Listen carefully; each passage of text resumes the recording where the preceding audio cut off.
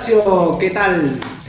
Bienvenido al blog del pollo. Para mí, de verdad que es un gusto tenerte. Te agradezco mucho que te puedas tomar el tiempo de atenderme. Creo que otra persona no me hubiese atendido, siendo que en tu momento pues fuimos bastante críticos, bastante fuertes. Quizás se nos fue la mano en un momento. Pero bueno, estamos aquí, eres una persona del fútbol y por eso te hemos invitado acá al blog del pollo. ¿Cómo estás? ¿Cómo te va? ¿Cómo te trata la vida actualmente? Bueno, bien, bien. Montilla, un gusto saludarte. Un saludo a toda tu audiencia y bueno, gracias por la invitación primero y los demás comentarios, bueno, el fútbol, todos sabemos cómo es, sabemos cómo son las reglas del juego, no hay ningún problema con eso. Soy muy respetuoso de las opiniones, de las críticas y bueno, no hay ningún problema. Muy contento de verte bien. Bueno, profe, lo mismo digo. Y quiero arrancar desde allí. Fuimos injustos o muy duros en tu etapa en Trujillano. Hablo desde los medios, ¿no? Desde la postura que tuvimos los medios de comunicación, porque has logrado lo que nadie ha logrado. O sea, único título lo lograste tú, pero se te pegó bastante. Bueno, a veces a los entrenadores no nos conviene detenernos mucho, por lo menos en el momento de que están ocurriendo las cosas, pegarnos mucho de las críticas porque sean como sean, no solamente porque a veces sean duras para uno, porque distraen mucho y uno tiene que estar muy concentrado en el trabajo y no conviene. Pero sí sé que fueron duros porque por más que uno trate de no involucrarse en ese tema, está presente y uno sabe que existe y también entra en el análisis que uno hace a veces. Pero bueno, yo creo que a lo mejor hubo cambios a los que en la parte local, los medios locales no estaban acostumbrados. Me refiero a la metodología de trabajo, tal vez. Venía de un periodo bastante largo Leo González y Pedro Vera manejando el equipo y con una manera de jugar y con una manera de ser y una manera de manejarse, y a lo mejor hubo cambios que dieron lugar a lo mejor en ese momento a disconformidades y a expresarlas como se hicieron, pero a pesar de que uno siente que está haciendo las cosas bien, también le echa un ojo a lo que dice el periodismo, a lo que dice el fanático. El fanático muchas veces expresa realmente las cosas que están pasando y uno las escucha. Yo las escucho más allá de que tenga mi propia convicción de cómo hay que hacer las cosas, uno las escucha. Sí, indudablemente. Y la gente sabe, y te lo cuento, esa dupla que nombrabas, en un momento yo también estuve en una situación complicada. Más a uno todavía no le hablo. A ver, para que comenzar preguntándote qué significa Boca Junior para Horacio Matusí. Y Boca es el inicio en el fútbol, puesto hace muchos años atrás, muchas décadas atrás. En mis inicios en el fútbol,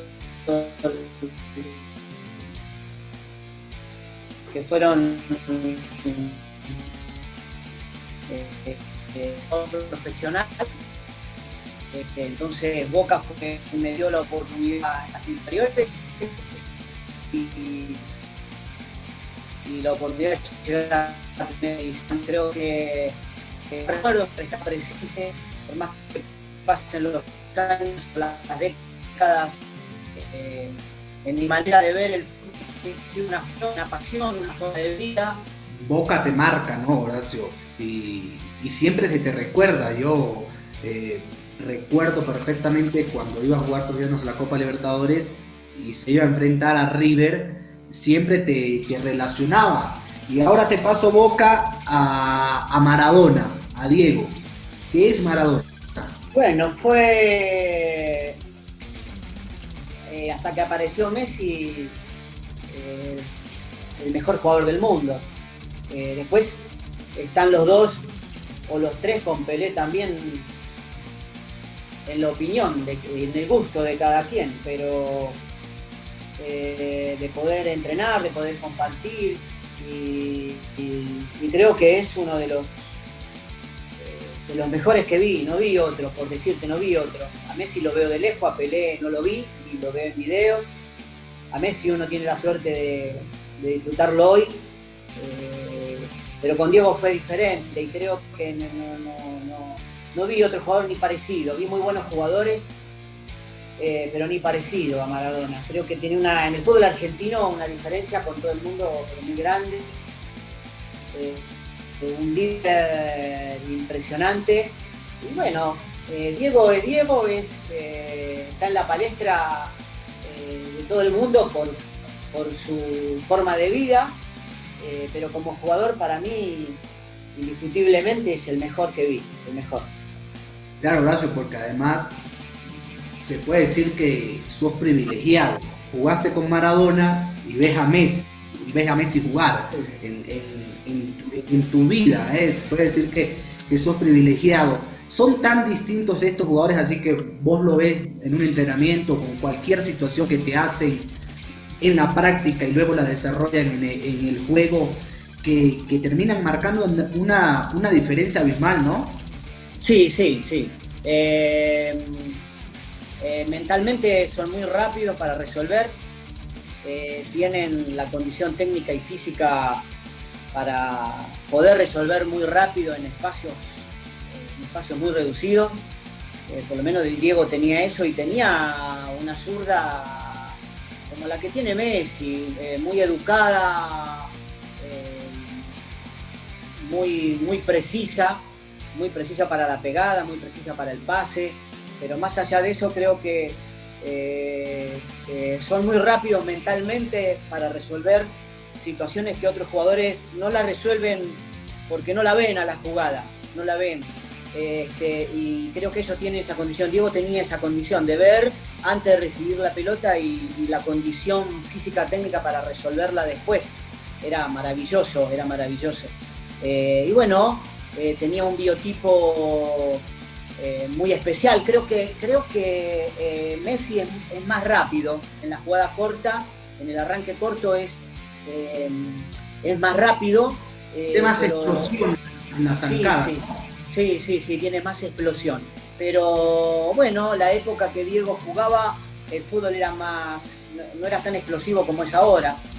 Es probable que a lo mejor en esta época actual le hubiera costado un poco más algunas cosas, desprenderse un poco más de las marcas, porque ahora hay mucha presión, los jugadores físicamente son espectaculares. El fútbol ha evolucionado físicamente de una manera tremenda, pero bueno, en su época fue brillante con la pelota, una técnica, una pegada, una visión de juego extraordinaria y bueno, creo que Messi tiene todas esas condiciones, pero a lo mejor la diferencia de Diego era la personalidad.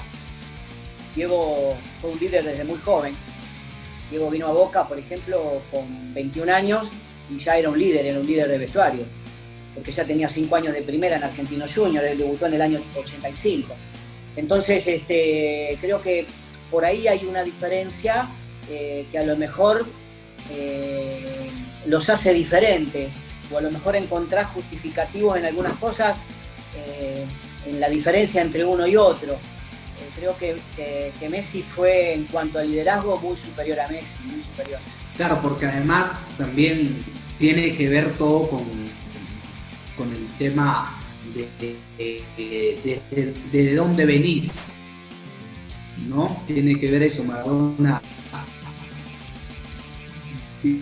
tienen otras circunstancias a las que eso también dentro de esta etapa, Horacio, que has compartido con Maradona, hay una anécdota que hayas contado, quizás no directamente con Maradona, pero sí con Maradona en el equipo, y algo que diga, esto no se lo voy a hacer a nadie más, lo hizo él y más nunca, pero ni tu etapa como jugador, ni como técnico, ni como aficionado.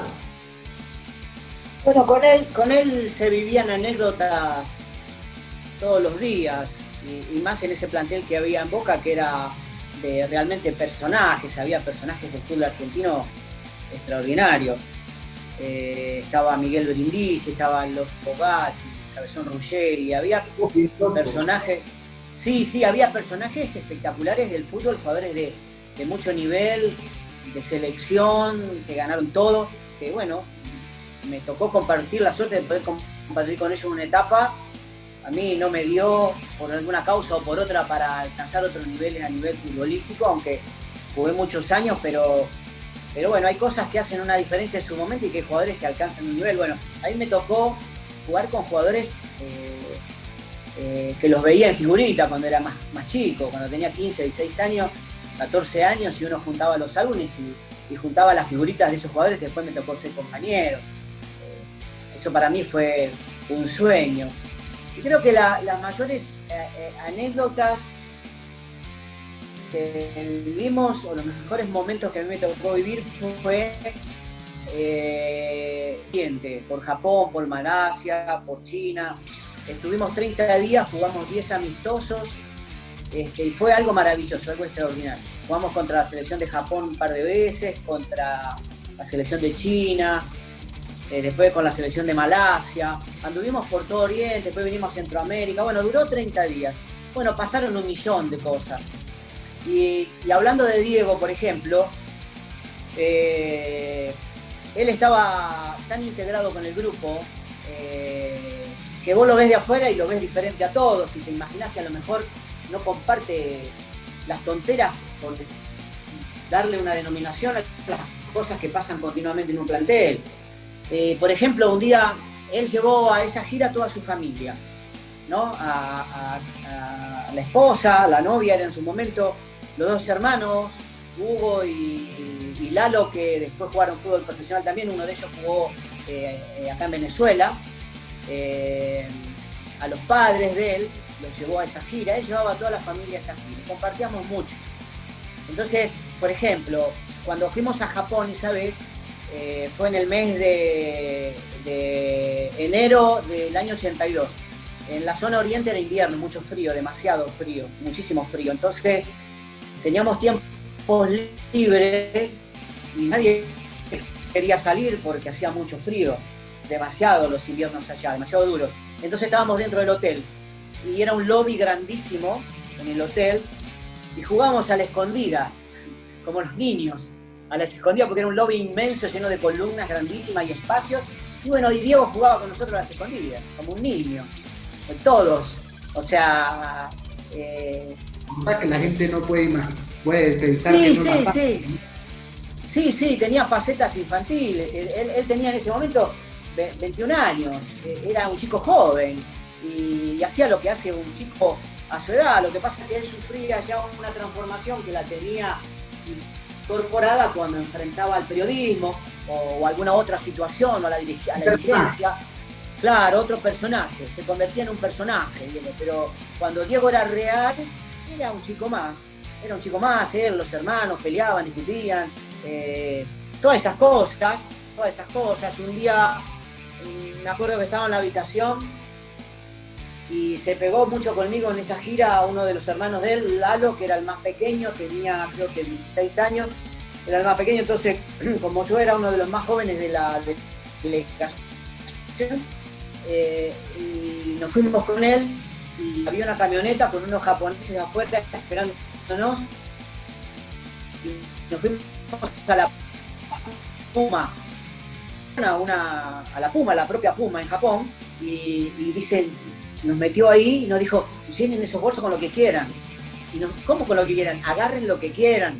Y nos metimos a esa Puma y nos llevamos todos, y más también. Cosas así. Y después, bueno, cuando había que entrenar, mucha seriedad cuando había que jugar, mucha seriedad, pero después el compartir era muy ameno, era muy normal, todo muy normal. Tremendo. Después jugaste, Horacio, otras campañas más en Argentina y en Chile. Y antes de pasar a tu etapa, a Venezuela, que me interesa mucho porque no te vi jugar por un tema, bueno, de edad, ¿no? Evidentemente. Claro. Pero me cuenta que tenías, y bueno, para jugar en Boca también tenías. Pero sobre todo me resalta mucho tu pegada, y después nos vas a contar de eso. ¿Por qué te dicen el polaco? Por el apellido de descendencia polaca. Mi abuelo vino de Polonia, de Varsovia, como en el 30 y tanto. Y bueno, por ahí viene por el apellido simplemente. ¿Pero quién te pone polaco? ¿Algún jugador o la prensa te da el significado de polaco? Bueno, en Argentina no mucho, ¿eh? En Argentina, no, cuando voy a Chile, que empezaron con el polaco. Y entonces cuando vine a Venezuela ya venía con el apodo. A Venezuela, pero ya es por el apellido, que es descendencia directa de mi abuelo. Claro, porque en Chile tuviste un par de años, ¿no, Horacio? Con Cobresal, con La Serena. Y bueno, llegas a un equipo en Venezuela que en ese momento era el equipo, por así decirlo. Minerven representa, Horacio, algo muy grande en la historia del fútbol venezolano, más allá de que en la actualidad no esté, ¿no? Sí, Minerven tuvo una época maravillosa, en los años 90, y vine en ese momento porque yo en Chile estuve 2 años en la Unión Española, 2 años en Cobresal, en el norte, 1 año en La Serena. Y en La Serena tuve una lesión en una rodilla. Me costó recuperarme y después me costó, en realidad, volver a un club, aunque la lesión fue insignificante, más el tiempo que tardó en detectarse y en recuperarse que lo que era. Me entusiasmó venir a Venezuela cuando me hicieron la oferta porque Minerven estaba clasificado para Copa Libertadores. Y yo no había jugado nunca Copa Libertadores. Cuando yo estuve en Boca, el equipo salió campeón, yo estaba en ese plantel, pero después me venden a Racing de Avellaneda y en Racing de Avellaneda no se jugó nunca una Copa Internacional, después pasé por la NOC tampoco. En Chile tampoco me tocó ninguno de los equipos que estuve que eran de primera jugar una Copa Internacional. Y bueno, me sedujo en realidad jugar Copa Libertadores. Y me fue muy bien. Minerven era un equipo de Caracas, Táchira, Marítimo, eran equipos muy bien armados. ¿Por qué? Porque estaban los jugadores de selección acá en Venezuela. Hoy están todos por fuera. Pero en ese momento Caracas tenía 5 o 6 jugadores de selección, Mineros tenía 5 o 6 jugadores de selección, Minerven igual, Táchira igual. Y bueno, eran equipos de muy buen nivel y hicimos muy buena temporada con Minerven. Hicimos buena temporada, jugamos una final, la perdimos por penales con Marítimo. Después me toca ir a Marítimo, lo debes tener seguramente agendado por ahí. Sí. Pero fueron equipos muy importantes. De que el fútbol de Venezuela no era lo que es ahora. Y te estoy hablando de que sí, se ha cambiado, pero en el tema de los jugadores, ¿no? De que hoy estamos por fuera, de que hoy se tienen más técnicos en el exterior, pero en cuanto a organización y demás, quizás todavía estamos... No ha cambiado mucho desde aquello. ¿Cuál fue el jugador más talentoso o el jugador que recuerdas que tenía una técnica importante de ese Minerven? Estamos hablando del año 92, si mal no estoy, 92, por ahí, hasta más o menos el 94. 92, 93, 94 fui a Marítimo. Había jugadores importantes en ese momento, por ejemplo, jugadores que después se consolidaron en selección, como Tortolero, Edson Tortolero, Gilberto Angelucci, que estuvo muchos años en selección y después jugó en Argentina, en San Lorenzo. Había un par de otros extranjeros también que andaban muy bien en ese momento, que aportaron muchísimo. Estaba Diony Guerra, que después jugó en varios equipos. Diony Guerra ya pintó, en ese momento era jovencito. Juan García era uno de los jóvenes, yo jugué con ellos. Juan en ese momento tenía 21, 22 años y pintaba fenomenal, pero todavía no era el gran goleador. Fue despertando y después terminó jugando muchísimos años, haciendo muchísimos goles. Diony Guerra igual, se notaba que le faltaba formación, pero tenía cosas interesantísimas que después la demostró y destacó muchísimo. ¿Okay? Mackinton, los jugadores sub-20 en ese momento eran Mackinton, por ejemplo, el Pájaro Vera, estaban en ese plantel, alternaban algunos partidos ese año que yo estuve y después que yo me fui empezaron a haber más minutos. Después ya a partir de ahí empezó el Pájaro Vera a jugar, Mackinton a jugar y bueno, después toda su gran trayectoria en clubes y a nivel de selección. Había jugadores muy talentosos, no solamente en Minerven, en Mineros también. Era la época de Stanley Riva. Ese sector del país, perdón Horacio, generaba muchos jugadores, ¿no? Generaba una cantidad de jugadores impresionantes. Stalin, dicen muchos que quizás en otra época fuese un jugador top, ¿no? En una época más mediática, ¿no? Sí, sin duda, y a lo mejor con organizaciones diferentes y con una contención diferente, una preparación diferente a la que había en esa época, a la que hay ahora. Yo creo que hay jugadores de esa época que hoy sin duda brillarían en el fútbol europeo, no sé qué para el mejor venezolano. El fútbol venezolano ha progresado mucho en su formación, es lo que yo he visto la última década, ha progresado mucho en su formación y creo que ha colaborado mucho a esto la capacitación de sus entrenadores. Hay muchos entrenadores que se han preocupado mucho en las últimas 2 décadas de capacitarse, hay muchos entrenadores jóvenes que han aportado mucho a la formación de los jugadores actuales y creo que por ahí el fútbol venezolano ha progresado muchísimo. Después, bueno, hablar de lo demás, creo que todos estamos claros que a nivel de organización y a nivel dirigencial hay muchas falencias todavía. Tiene el privilegio de tener 8 cupos internacionales y eso aporta muchísimo. Claro, eso aporta muchísimo y creo que no está siendo bien explotado, no está siendo bien usado. Esperemos que, bueno, hoy el fútbol venezolano para mí es un caos. Es un caos, no me lo estás preguntando, pero como vamos desarrollando el tema, te digo, es un caos y es un caos desde su cabeza, desde la federación es un caos, desde ahí es desorganizado, entonces es difícil, pero a pesar de eso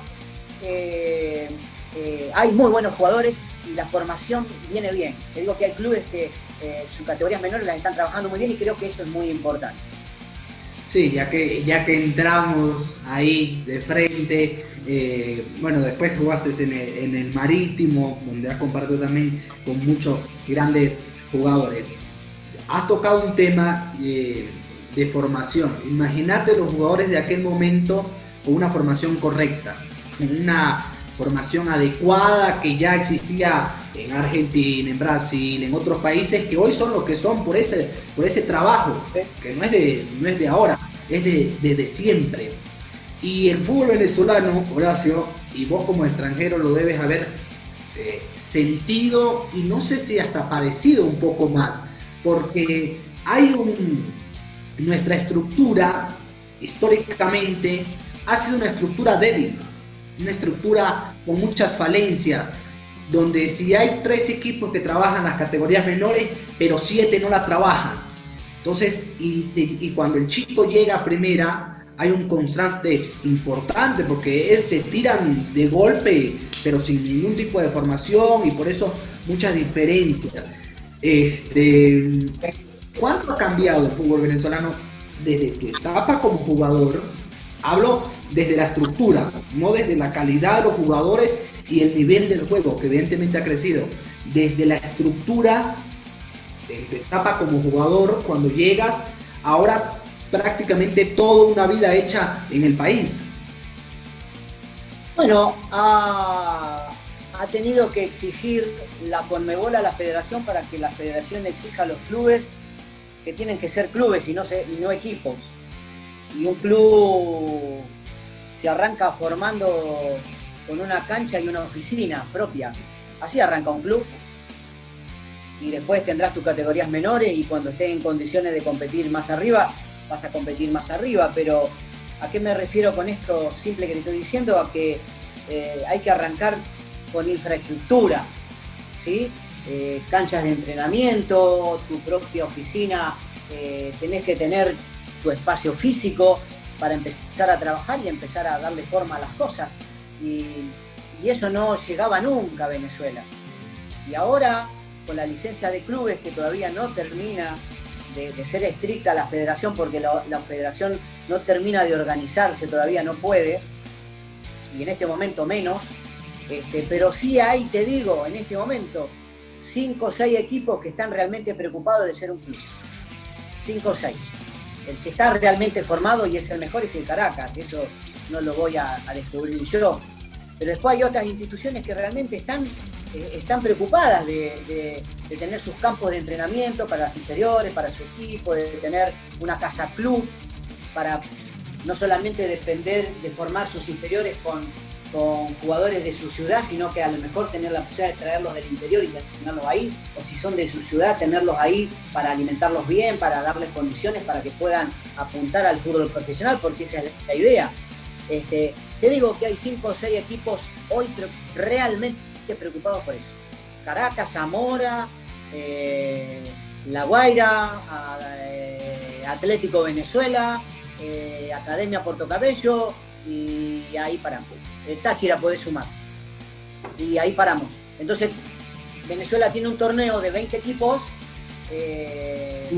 y como que no dan las cosas. Como que los números no te dan para que algo sea realmente organizado y funcione. Pero bueno, va de a poco progresando, pero a pasos muy lentos. Va muy retrasado con otros países que no te hablo de Argentina, Brasil, Uruguay como históricos futbolizados, sino que te hablo, por ejemplo, de Paraguay, de Perú, de Bolivia, de Ecuador, de otros países que no son de máximo nivel futbolístico, pero que en cuanto a estructura se armaron ya hace 50, 60 años. Y Venezuela todavía no puede encontrar en las directivas que apunten a eso. Pero bueno, va a paso lento, pero va mejorando. Me salta un montón de años, Minervey, Monaga, Angostura, gran campaña en Tucanes, en Amazonas. Fíjense que es difícil Amazonas. Tengo allá a mi amigo que va a ver esto, mi amigo Garrido, el capitán, lo va a ver.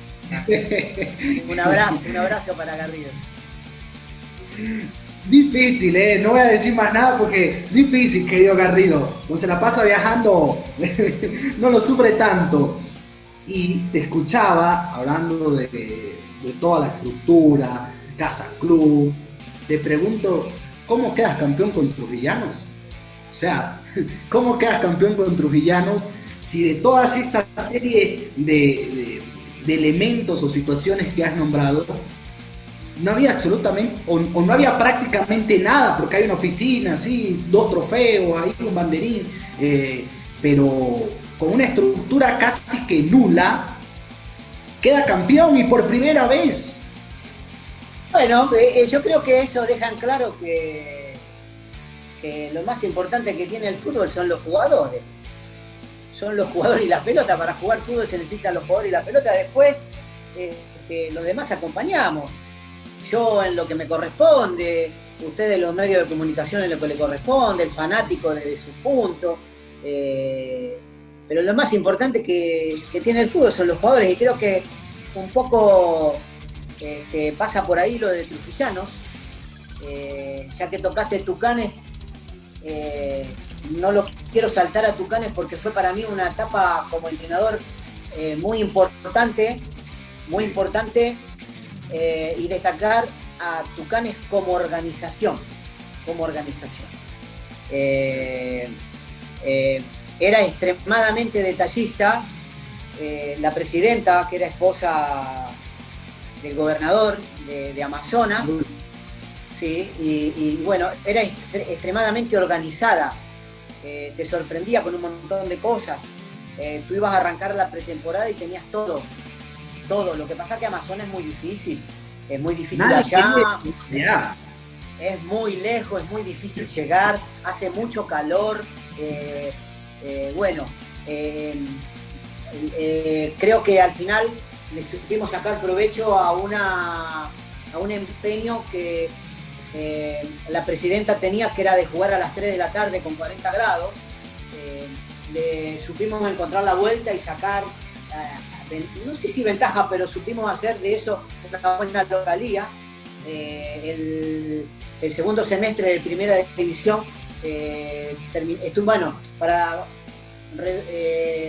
estuvimos un año invictos de local, por ejemplo. Un año invicto, o sea, le agarramos la mano a la localía. Después del segundo semestre de segunda, que fue cuando ascendimos, lo pasamos invicto, y pasamos invicto un semestre más en primera división. Era muy difícil, pero quería destacar lo de Tucanes porque fue una gran organización, ¿sí? Dentro de su presupuesto, que era de mediano para abajo, se le sacaba provecho al máximo porque era extremadamente organizada. Los jugadores, por ejemplo, tenían su seguro social, se le aportaba a su jubilación, por ejemplo. Te doy ese detalle que hoy los clubes ni saben de lo que es eso. No le hables de un seguro social, ni le hables de un aporte para un futuro trabajador en su jubilación. Bueno, Tucanes lo tenía, por ejemplo, y bueno, y lo recuerdo muy bien a Tucanes porque me da la oportunidad de ir a un equipo como Trujillano, que siempre fue un grande, un luchador de los grandes, unos guerreros siempre, y que siempre llamó la atención de todo el mundo, y a mí también. Entonces, cuando me llaman para ir a Trujillano, para mí fue algo fantástico. Antes de que entres a Trujillano, tengo una duda que siempre se me rondó. Ya ha pasado 3 años desde que no estoy allá, y te digo, ¿cómo hacían para hablar cuando traen a los nigerianos? Estos muchachos, ¿cómo le van a hablar? Y además, Livingston termina siendo un jugador importantísimo. Todavía tiene una actualidad muy importante, pero ¿cómo hacían? ¿De dónde? ¿Quién les ofreció y de dónde sacaron esos refuerzos que en ese momento era algo exótico? Bueno, esos chicos los acercó Garrido, ¿sí? Un fenómeno. Garrido es una persona muy futbolera, ¿sí? Tú sabes que su profesión de él es piloto de aviación, pero es extremadamente futbolero. Y él quería mucho al equipo y le colaboraba muchísimo a Tucanes, muchísimo. Él trabajó muchos años en Amazonas y le colaboraba muchísimo al equipo. Entonces, bueno, un día se acercó cuando ascendimos y faltaba muy poquito para ya arrancar la primera división. Estábamos en pretemporada, que la hacíamos allá mismo, las hicimos allá mismo en Amazonas. Y un día se me acerca Garrido y me dice: profe, tengo la posibilidad de acercarle 2 africanos para verlos. Bueno, si hay tiempo y la jefa dice que sí, tráigalo, los vemos, no tengo ningún problema. Y entrenábamos en una cancha que era bastante irregular, pero ya estábamos acostumbrados a eso, no era una queja, no era un problema para nosotros como cuerpo técnico trabajar en canchas así, de pisos irregulares. La única que estaba medianamente bien era la que se jugaba y la tocábamos muy poquito, se cuidaba mucho. Entonces los trae un día, que hicimos fútbol, y había uno de ellos que había jugado en España, en segunda división. Entonces hablaba español, y entendía bien y lo hablaba. Entonces él nos servía de intérprete con Adjin, que Adjin era nulo, venía directamente desde Ghana, desde Sudáfrica, porque él estaba en Sudáfrica, pero él es ganés. Y bueno, y los vi, y no te exagero, pero creo que a los 15 minutos de verlos hacer fútbol, le dije a Garrido, anda a decirle a la presidenta que sí, que ya, que listo, que los arregle. Y ahí quedaron, porque físicamente eran espectaculares, y hicieron fútbol, y bueno, digo, salvo que hoy los haya acompañado la luz divina, y hoy le haya salido todo, y otros días no le salga nada, cosa que no creo, son jugadores que van a aportar. Me di cuenta a los 15 minutos. Y bueno, así fue. El otro chico se fue después para su país, y Adjin continuó. Yo cuando fui para Trujillano en un momento lo llevé también. Él estuvo en la segunda etapa, no me recuerdo bien, creo que en la segunda etapa estuvo con nosotros. En la segunda etapa. Sí. En la segunda etapa estuvo, porque después se fue a otro fútbol exótico, no sé si a Azerbaiyán o alguno de esos países por allá, se fue un par de temporadas, y después lo llevé a Mineros, y ahora está en Atlético Venezuela rindiendo muy bien, jugadores de buen nivel. Cuando te llama Trujillanos, Horacio, porque que estaba muy distinto la organización en Trujillanos que la de Tucanes. Sí, lo que pasa es que el primer semestre, que fue donde logramos el torneo y llegamos a la final de Copa Venezuela, no se notó demasiado. A lo mejor porque estábamos recién llegados. Después empezamos a encontrar cosas que no eran adecuadas para seguir creciendo en un proyecto. Pero el primer semestre no fue complicado en realidad. Futbolísticamente creo que me encontré, Leo González y Pedro se llevaron jugadores importantes, ellos se llevaron jugadores muy importantes, sí. Pero quedó un plantel muy rico, quedó un plantel de 7, 8, 9 jugadores muy importantes. No sé, te hablo por ejemplo de Freddy Arrieta, de James Cabeza, quedaron jugadores muy importantes, Michael González, estaba Johan Osorio, quedaron jugadores, Granados vino conmigo. Sí, Granados. Sí, estaba joven, ¿no?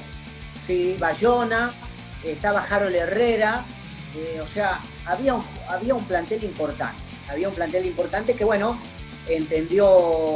aceptó la metodología de trabajo rápidamente, entendió la idea de juego rápidamente, y bueno, fuimos sacando adelante un torneo que fue muy duro, había 4 o 5 equipos en un nivel muy importante, como el Lara, como el Caracas, como la Guaira. La Guaira se armó ese torneo de manera espectacular, y bueno, creo que logramos y creo que si no se dio la Copa Venezuela fue para que se diera el torneo. Sí. Yo siempre fui un convencido que si hubiéramos salido campeón de la Copa Venezuela, a lo mejor no se lograba el otro objetivo, ¿sí? No solamente por nosotros, sino que por la propia Guaira, que hubiera tomado diferente un partido que después se le escapan 2 puntos que fueron vitales para nosotros, y poder pasarlos por un punto y sostenerlo después hasta el final. Quizás si se daba la Copa Venezuela, por ahí se daba el torneo, dejando una vez algo 36 puntos, apenas 15 goles recibidos, anotados, 3 empates y 3 derrotas. ¿Cuál fue la mayor complejidad o la mayor circunstancia por ahí que tocó vivir en esa etapa, Horacio, cuando quedas campeón? Bien explicabas de que quizás ahí no hubo mucho inconveniente, luego viene la segunda etapa, pero dentro de esa etapa del semestre de apertura, ¿cuál fue la mayor complejidad? Porque yo recuerdo muy bien que era un equipo con una mística como la que tiene Trujillano, muy distinta a la de muchos equipos. Y ese título, una parte fuera, comentando desde fuera, pero por suerte pude estar en el partido en Caracas, que fue accidentado y demás. ¿Cuál fue la mayor complejidad que se tuvo en ese título? ¿O todo transcurrió de manera correcta? Bueno, lo más complejo, lo más complicado fue la etapa final. Nosotros siempre estuvimos detrás de La Guaira, un par de puntos atrás y después tuvimos que completar algunos partidos y los resultados tenían que ser o ser. Creo que esa fue una de las etapas, los momentos más complicados, vividos con mayor intensidad. Y después, bueno, el partido final, recuerdo que fue muy complicado, muy complejo por la situación que se vivió, de los fanáticos fuera del estadio, ocasionando situaciones incómodas, y al final terminaron confiscando el partido. No fue un partido, no pudo ser normal. Igual se festejó, igual tuvimos el sentimiento de que fue totalmente merecido, pero yo creo que lo más complejo del torneo fue la partecita final, donde tuvimos que completar un partido pendiente para poder tener la posibilidad. Previo a eso tuvimos que esperar un resultado de un partido pendiente que tenía La Guaira, y bueno, creo que fue lo más complejo. Después, durante el torneo, fue un torneo lindo, un torneo que tuvimos un nivel muy parejo, no tuvimos grandes altibajos. El equipo fue consolidando en muchos aspectos, se terminó transformando en un grupo importante. Creo que es vital para lograr algo. Si no hay un buen grupo es difícil lograr cosas importantes, y el grupo se fue consolidando junto con el rendimiento, y creo que eso al final nos llevó al logro. Y paso ya en el tramo final, paso al partido más difícil de mi vida, el partido en Táchira. Creo que es el partido donde todavía uno se pregunta, hace un par de meses que cumplían años de esa final, y todavía uno se pregunta por qué no entró la pelota de manera increíble en San Cristóbal, por qué el balón no entró cuando Trujillanos hizo deportivamente todo para poder conseguir el resultado. Sí, fue un partido muy difícil, creo que lo jugamos muy bien, creo que fuimos muy inteligentes tácticamente. Era un partido muy complejo, muy difícil. Así había sido el primero en Valera, había sido un partido muy cerrado, fue un partido que no esperábamos. Me acuerdo que el Táchira ese día no salió a buscar el partido, lo esperó, nos respetó mucho, se cerró y fue un 0-0, bueno, que nos dejó las puertas abiertas. Creo que en San Cristóbal hicimos un buen partido, digno de una final, digno de un partido de una envergadura muy, muy importante. Era hacer historia o no hacerla, y creo que el equipo, desde la responsabilidad y desde la personalidad, lo asumió muy bien. El partido fue parejo, nosotros tuvimos algún par de ocasiones antes del gol de penal de ellos, un penal que hay que revisarlo muchas veces para ver que fue penal, yo la veo así. Y después, bueno, la situación de gol, la más clara que tuvimos en esa serie de rebotes, de palos, casi sobre el final del partido, que podría haber significado la estrella para Trujillano y hubiera sido totalmente merecida por lo que hicieron los muchachos en el campo. Y bueno, así es el fútbol, te pone en un hilo muy delgado la gloria o nada, y digamos que en un partido de esos, si no tenés la gloria, te quedás sin nada. es así. Como que te olvidás de que sos campeón y que vas a jugar Libertadores, perdés la estrella y como que te quedás sin nada.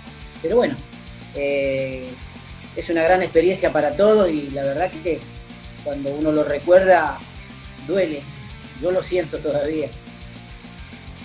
Sí, porque yo no tuve la oportunidad de ir al partido de vuelta, pero y luego no sé si esta teoría es real, pero me contaron que el vestuario lo sufrió mucho cuando termina el partido, inclusive había lágrimas y demás. Me imagino que debió haber sido un momento muy duro porque era la oportunidad no solo de, ya habían conseguido la primera parte de la historia, que era quedar campeón del torneo por primera vez, y haberlo tenido tan cerca con todo en contra, porque bueno, mucha gente esperaba que allá el resultado fuese distinto para Turbianos en el sentido de que por ahí Táchira hiciera más de los goles, y haberlo tenido tan cerca, me imagino que desde lo anímico, desde lo emocional, el grupo estaba, si bien puede ser que satisfecho por lo que él ha hecho, pero también destrozado porque lo tuvieron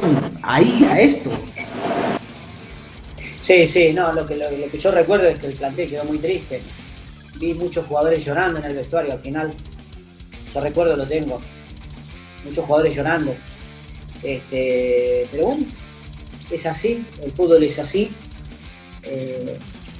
Duele mucho porque esa segunda etapa, ese segundo semestre fue muy diferente al primero, antes de la final. El primer semestre que salimos campeones, el segundo semestre fue muy diferente. Ya empezaron a aparecer algunas incomodidades en la institución, y fue duro, fue un semestre duro ya. Y la final era muy importante, era muy importante. El jugador prefiere la gloria al dinero, eso te lo puedo asegurar. Y los jugadores estaban muy enfocados en la gloria, en la estrella. Ahí no había dinero en juego, no se había cuadrado con la institución un premio especial o algo que pudiera valorar desde lo económico semejante logro. Pero el plantel no le importó, yo siempre recuerdo eso, al plantel no le importó, el plantel buscaba la gloria, todos queríamos la gloria, queríamos la estrella, y dolió muchísimo porque no siempre, a pesar de que se ande bien o se logren cosas importantes, uno tiene la oportunidad de lograr una estrella que es el máximo logro en el fútbol venezolano, así que es una materia pendiente, Sí, ahora ya para ir culminando, y nuevamente te agradezco mucho por todo este tiempo. Creo que ha sido una charla extensa y muy, muy importante. ¿Qué significado tiene en tu vida Trujillanos y cómo se habría que describir a Trujillanos una palabra? Cuando hablo de Trujillanos hablo de todo lo que engloba a Trujillanos. ¿Cómo lo harías? Y en estos momentos estás libre, ¿no? Te han llamado por ahí. El entrenador siempre tiene la maleta detrás de la puerta, ya sea para irse o para tomar un nuevo rumbo. Sí, es así, es así. O para tomar un nuevo rumbo. ¿Cómo estás con este tema? Bueno, tranquilo, este ha sido un año muy especial. Yo trabajé el año pasado con Minero hasta agosto, septiembre del año pasado. Y este año arrancó con algunas posibilidades.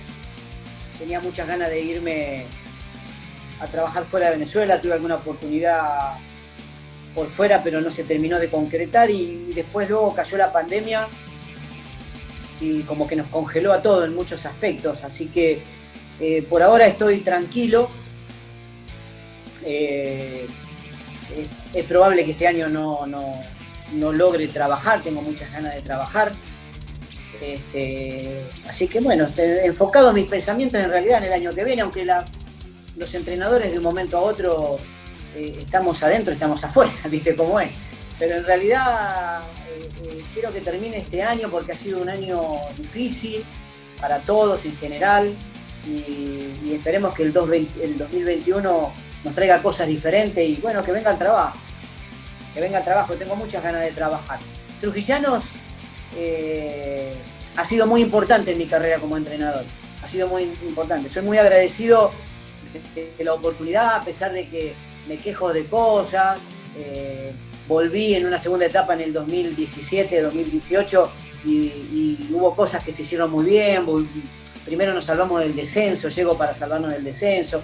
Luego clasificamos otra vez para un octogonal y me fui tranquilo, me fui con la sensación de que volví a hacer las cosas bien. No logré cosas, pero volví a hacer las cosas bien, así que Trujillano siempre será un lindo recuerdo para mí, ¿okay? No sé si alguna vez volveré a trabajar a Trujillano, ojalá alguna vez, nunca lo sabe uno, pero si no es así, siempre tendré un recuerdo hermoso de Trujillano. Sí, y quiero decirte que el público también te recuerda, bueno, lo debes saber, te recuerda de muy buena manera, la hinchada, porque lograste lo que ningún técnico o nadie había logrado, un campeonato corto, un torneo corto, media estrella como se atrevieron algunos a decirle. Ajá. No valía de nada, media estrella. Imagínese usted lo difícil que ha sido conquistarla nuevamente. ¿Cuántos años van a pasar para volver a esa situación? Horacio, te agradezco mucho todo el tiempo. Te deseo de verdad que la próxima vez que estemos hablando puedas estar dirigiendo nuevamente en el país o por fuera, donde creo que está más cercano la posibilidad de encontrarnos ahora mismo. Y bueno, Horacio, mucha suerte, muchas gracias por todo y te mando un gran abrazo. Bueno, gracias, Pollo. Un gusto reencontrarme contigo, ¿eh? Aunque esta vez no fue para que me dieras con un caño, pero bueno, no importa. No va a faltar la oportunidad, no va a faltar la oportunidad. Te mando un abrazo grande, ¿sí? Un saludo para toda tu audiencia y estamos para hablar de fútbol siempre a la orden, ¿eh? Un abrazo grande. A cuidarse mucho.